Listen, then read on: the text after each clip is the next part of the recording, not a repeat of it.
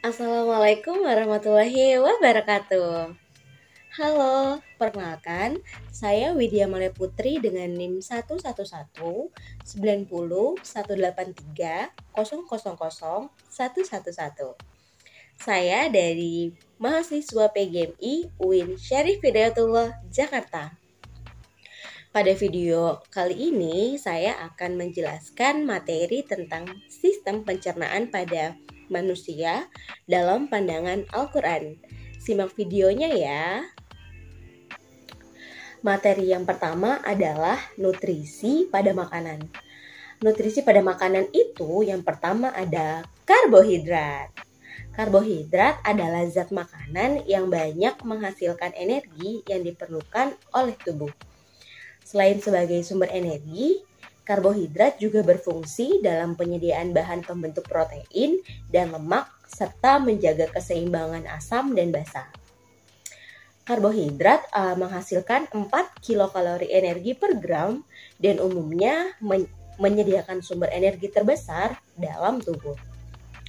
Contoh makanan yang mengandung karbohidrat antara lain ada roti, gandum, beras, petela, dan jagung. Yang kedua ada lemak. Lemak merupakan senyawa majemuk. Lemak juga merupakan sumber energi yang menyediakan kalori terbanyak bagi tubuh dibanding karbohidrat dan protein. Fungsi lemak adalah pelarut vitamin A, D, E, dan K, membangun bagian tubuh tertentu, pelindung alat-alat dalam, dan pelindung tubuh dari suhu rendah. Contoh lemak adalah mentega sebagai lemak jenuh dan minyak sayur sebagai lemak tak jenuh. Yang ketiga ada protein. Protein adalah kumpulan rangkaian asam amino. Protein merupakan bagian penting di dalam plasma sel. Selain sebagai komponen pokok, protein juga tersedia sebagai cadangan makanan, misalnya pada biji-bijian. Makanan dapat dikatakan mengandung protein lengkap apabila mengandung semua asam amino esensial. Daging dan susu adalah salah satu contoh makanan yang mengandung protein lengkap. Yang keempat ada vitamin dan mineral. Vitamin bukanlah sumber energi, melainkan vitamin melakukan fungsi regulator atau pengatur. Vitamin bekerja sama dengan enzim dalam beberapa reaksi kimia. Vitamin juga penting bagi pertumbuhan, pemeliharaan kesehatan, dan reproduksi.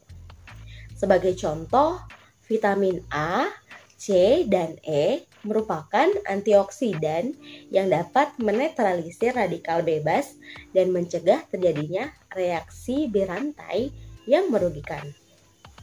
Mineral untuk pembentukan hormon, tulang, gigi, dan darah. Mineral juga membantu regulasi fungsi tubuh seperti pertumbuhan dan metabolisme. Contohnya, V atau besi sangat berperan dalam pembentukan molekul Hb atau hemoglobin dan sel darah merah. Materi yang kedua adalah sistem pencernaan. Secara umum, proses pencernaan makanan pada manusia melalui 2 tahap, yaitu pencernaan fisik atau mekanis dan pencernaan kimiawi. Pencernaan fisik merupakan proses perubahan molekul makanan yang berukuran besar menjadi berukuran kecil. Misalnya, penghancuran makanan dengan gigi atau dengan otot lambung. Sebagaimana Allah menegaskan pada Al-Quran surat Al-An'am ayat 102 dan 103. Pencernaan kimiawi adalah proses perubahan molekul-molekul bahan organik yang ada di dalam makanan dari bentuk yang kompleks menjadi molekul lebih sederhana dan bantuan enzim. Sistem pencernaan makanan merupakan tempat terjadinya kedua proses tersebut. sebagaimana Allah menegaskan dalam Quran surat Al-A'raf ayat 31. Sistem pencernaan adalah suatu proses yang terintegrasi dari keadaan fisiokimia dalam tubuh. Prinsip dasar pencernaan berdasarkan fungsi fisiologis, alat perencanaan baik dalam segi kesehatan ataupun nutrisi klinik. Sebagaimana Allah menegaskan dalam Al-Quran surat Al-Baqarah ayat 168. Ayat-ayat di atas mengingatkan kepada manusia untuk tidak melakukan langkah setan. Imbauan ini menunjukkan bahwa makanan dan minuman yang dikonsumsikan mempengaruhi aspek spiritual. Artinya, makanan yang dikonsumsi seseorang turut andil dalam bentuk sifat dan moralnya. Kebiasaan mengkonsumsi makanan dan minuman yang haram, tidak bernutrisi, kurang kandungan gizinya akan menjauhkan seseorang tersebut dari Tuhannya, malas beribadah, dan semakin mendekati jalan kemaksiatan. Sebaliknya, orang yang selalu makan dan minum yang halal, bernutrisi, serta bergizi akan mendapatkan kesehatan tubuh dan ketentraman jiwa. Materi yang ketiga adalah saluran pencernaan. Saluran pencernaan yang pertama adalah mulut. Rongga mulut dilapisi oleh sel-sel epitelium pipih. Di dalam rongga mulut terdapat lidah, kelenjar ludah, dan gigi. Pada lidah terdapat papila-papila atau tonjolan yang merupakan indera pengecap. Gerakan lidah berfungsi untuk membentuk mencampurkan makanan dengan ludah atau saliva dan mendorong makanan masuk ke esofagus. Gigi manusia berfungsi sebagai alat pencernaan mekanis. Yang kedua, esofagus atau kerongkongan. Dari mulut, makanan menuju ke esofagus yang dindingnya dilapisi epitelium berlapis pipih.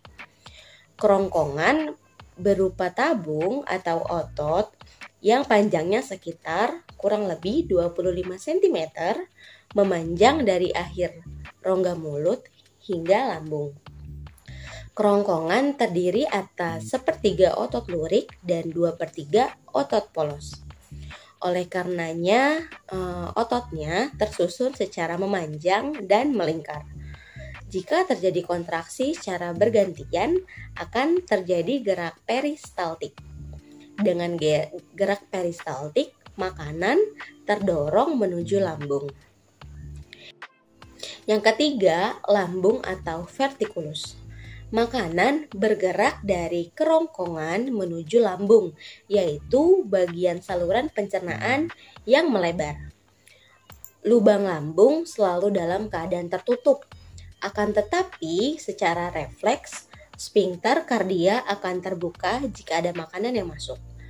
Di dalam lambung terjadi pencernaan mekanis dengan bantuan gerak peristaltik dan pencernaan secara kimiawi dengan bantuan asam lambung dan enzim pepsin serta renin. Yang keempat, ada intestinum tenue atau usus halus. Dalam usus halus, proses pencernaan lemak dan protein dituntaskan dan hasil-hasil pencernaan diabsorpsi oleh villi usus halus. Hasil pencernaan kimiawi usus halus adalah sari makanan berupa asam amino, glukosa, asam lemak, dan gliserol. Dalam usus halus juga selain terjadi pencernaan kimiawi, juga terdapat penyerapan sari-sari makanan.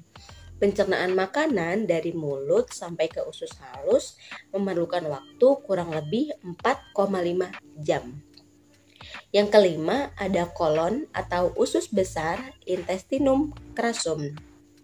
Usus besar dilapisi oleh membran mukosa tanpa lipatan, kecuali pada bagian rektum.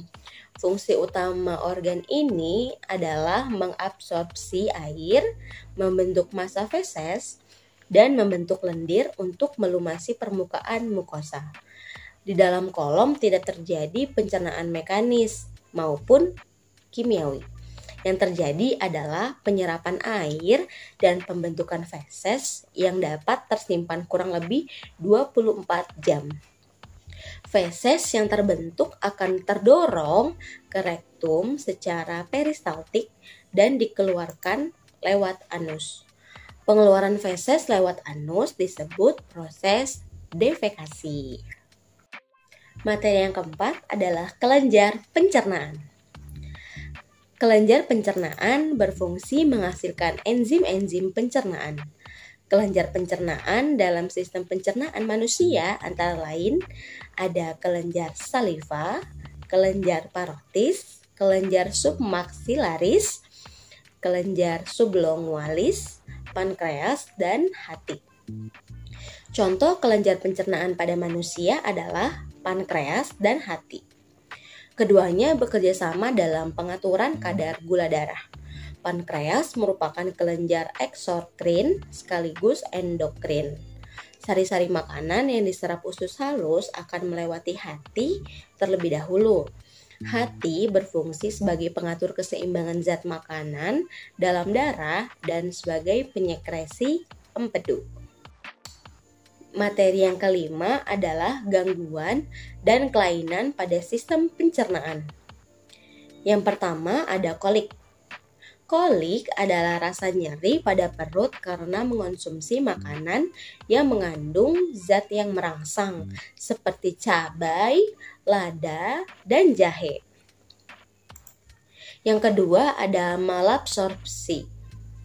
Malabsorpsi adalah kelainan kemampuan lambung dan usus dalam menyerap sari makanan menjadi tidak sebaik yang seharusnya. Yang ketiga ada malnutrisi. Malnutrisi adalah gangguan kesehatan gizi dapat karena kelebihan ataupun kekurangan atau juga bisa terjadi karena ketidakseimbangan gizi. Malnutrisi yang eksternal dapat menyebabkan sel-sel pankreas atrofi, menyusut, dan kehilangan banyak retikulum endoplasma. Akibatnya pembentukan enzim pencernaan terganggu. Yang keempat ada keracunan makanan. Keracunan makanan dapat terjadi karena alergi terhadap makanan tertentu atau zat adiktif yang terkandung di dalamnya.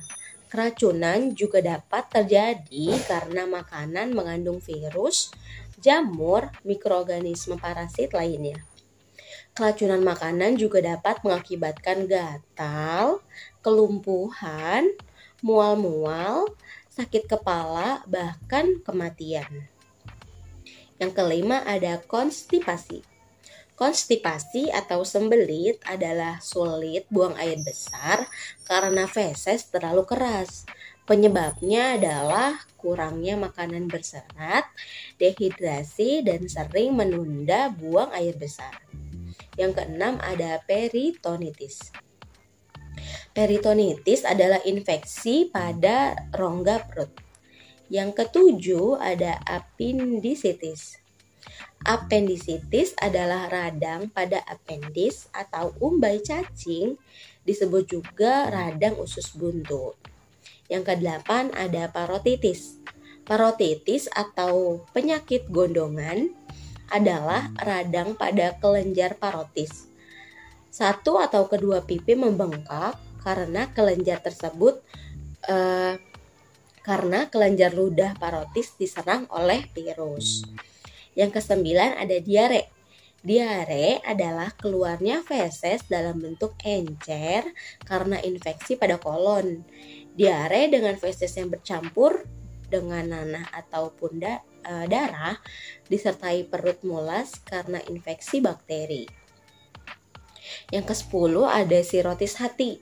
Sirotis hati adalah radang pada hati karena pergantian sel-sel hati dengan jaringan serabut. Sekian penjelasan saya mengenai sistem pencernaan pada manusia dalam pandangan Al-Quran. Semoga bermanfaat. Kurang lebihnya mohon maaf.